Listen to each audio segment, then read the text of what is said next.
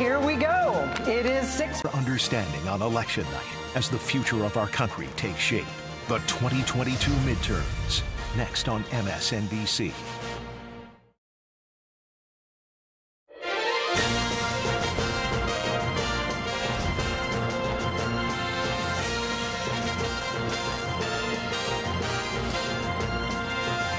From MSNBC, Decision 2022, live from Democracy Plaza.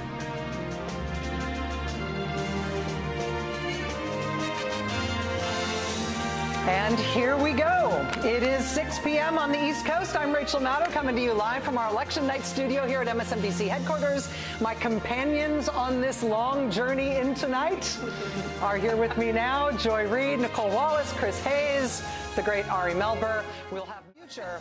So please spare some kind of thoughts for our beloved Steve. He can't even hear us right now. The roaring in his ears is too amazing. The first polling places have just closed in parts of Kentucky and Indiana. We'll be getting our first results in any minute. The rest of the polls in those states will close in 1 hour at 7 p.m. Eastern, along with polls in a whole bunch of states: Vermont, South Carolina, Virginia, parts of Florida, also the all-important state of Georgia, where one of the tightest and hardest-fought Senate races in the country could determine which party controls the United States Senate. Over 44 million Americans voted early this year. And I know big numbers mean nothing in the abstract, but that means the record-setting early vote from the last midterm elections in 2018, which everybody thought was unbeatable, those numbers have already been beaten in the early vote this time around. Now, people who didn't vote early have been lining up all across the country today to cast ballots. There are many hours of voting left to go in many states. On the line tonight, as you know, control of both chambers of Congress.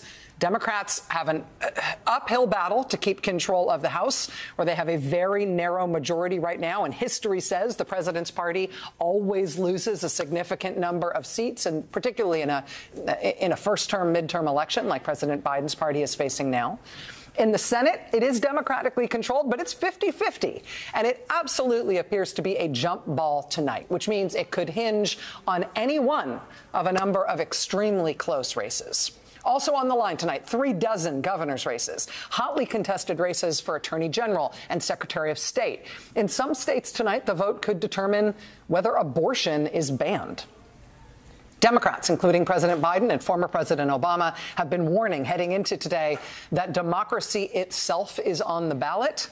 And even though that sounds like a slogan with a lot of happy American patriotic sounding words, it means something very specific this year.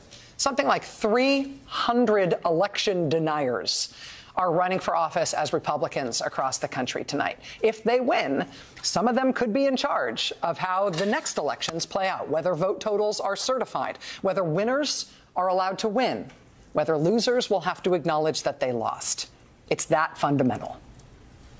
When it comes to tonight's vote, Republicans are telling their supporters they ought to be suspicious of what's expected to be a long ballot counting process in lots of different states.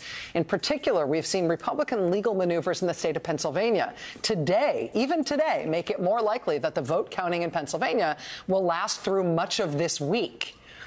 With a super tight Senate race in Pennsylvania, which could very well decide control of the U.S. Senate, we, of course, expect that Republicans will use the drawn-out process which they caused in Pennsylvania as supposed evidence of something being wrong with the vote there. Republican former President Trump is already telling his supporters to protest today's vote, already saying there's so much wrong with today's vote. We'll have more on that later on and over the course of the evening. But for now, voting